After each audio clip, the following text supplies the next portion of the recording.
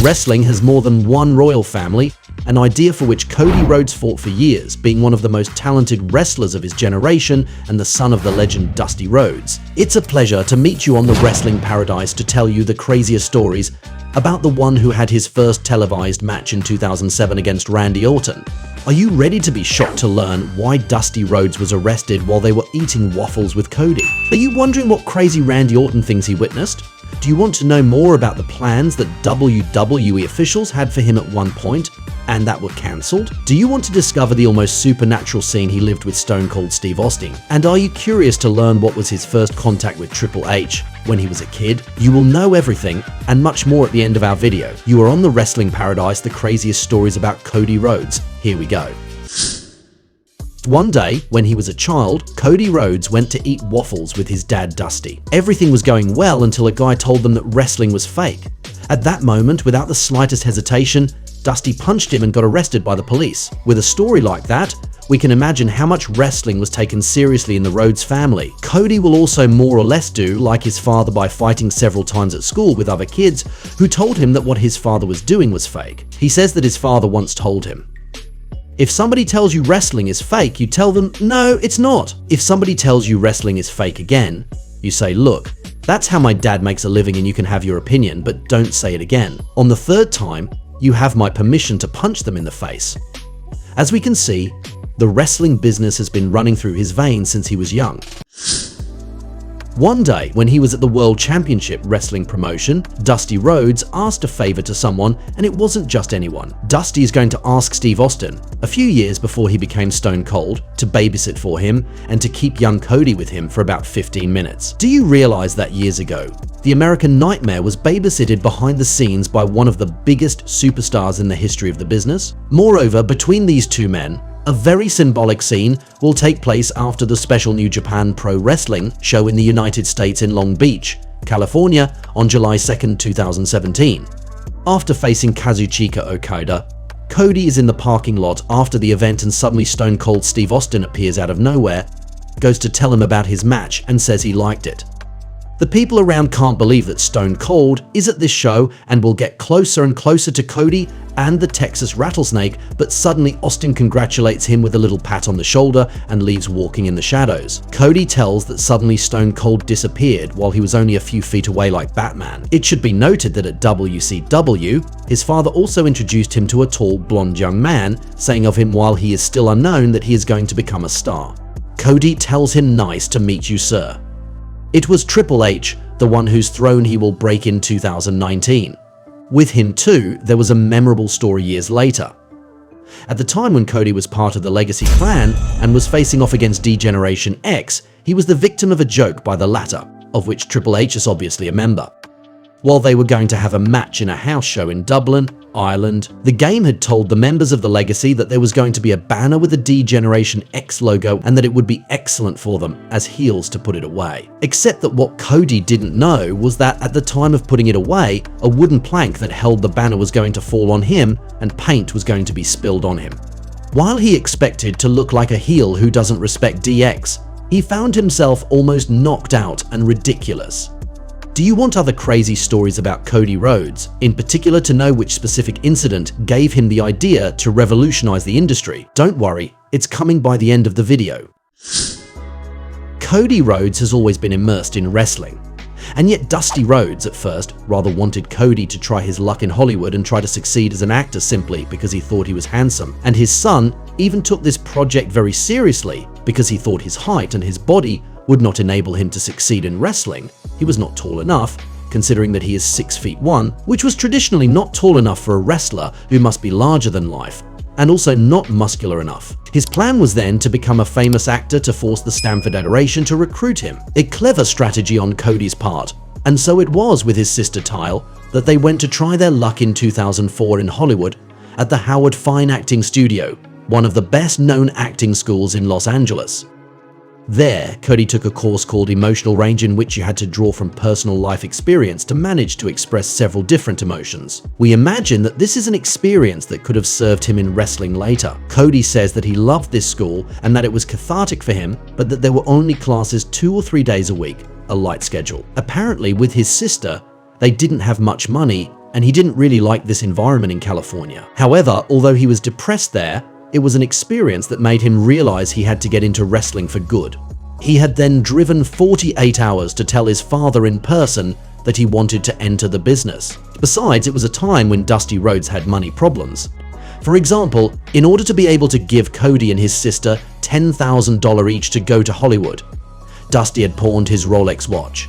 That made Cody feel sad when he found out about it because he hoped to have it one day. Apparently at the time when he was making a lot of money in wrestling in the 70s and 80s, his father was spending too much and couldn't pay his taxes, which followed him for years behind. It even happened that electricity was cut off at their house and that Dusty was doing ads for car companies so that his truck wouldn't be taken from him. He wanted to hide his money problems from his children, but they realized it anyway.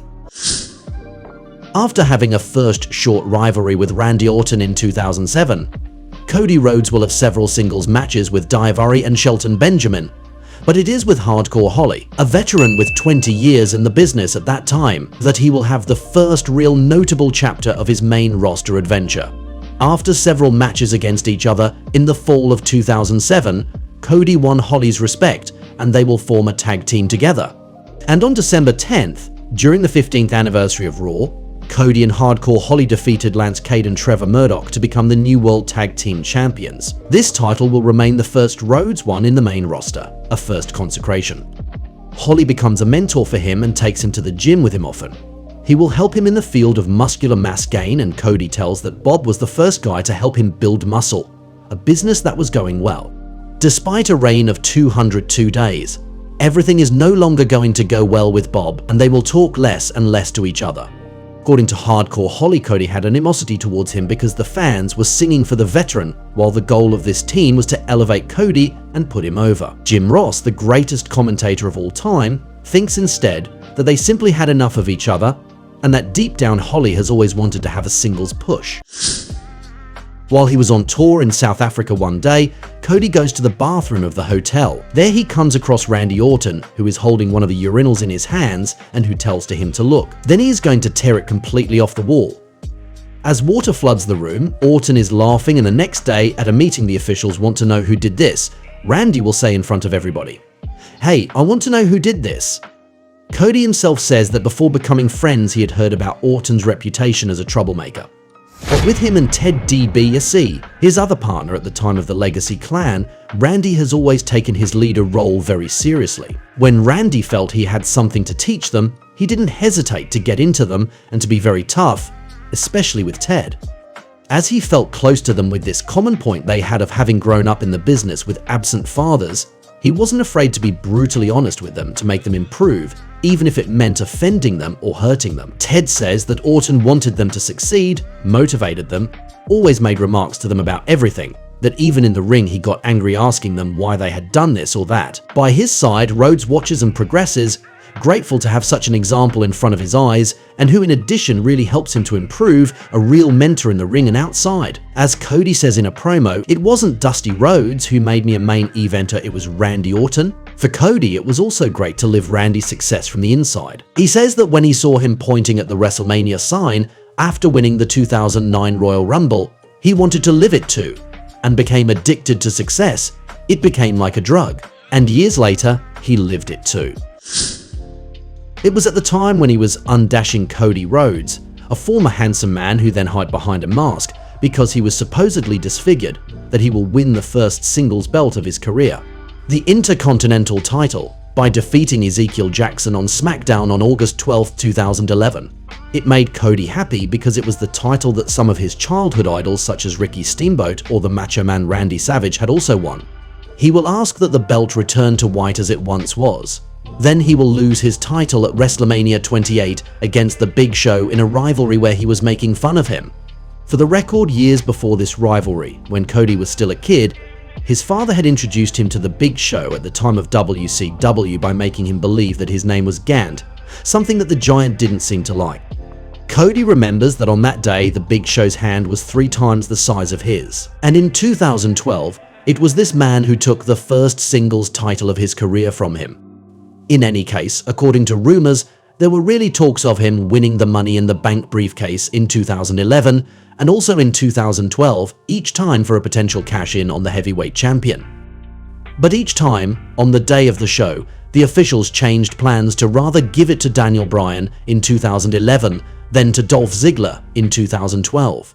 We can wonder for what reason they didn't fully bet on Cody at that time.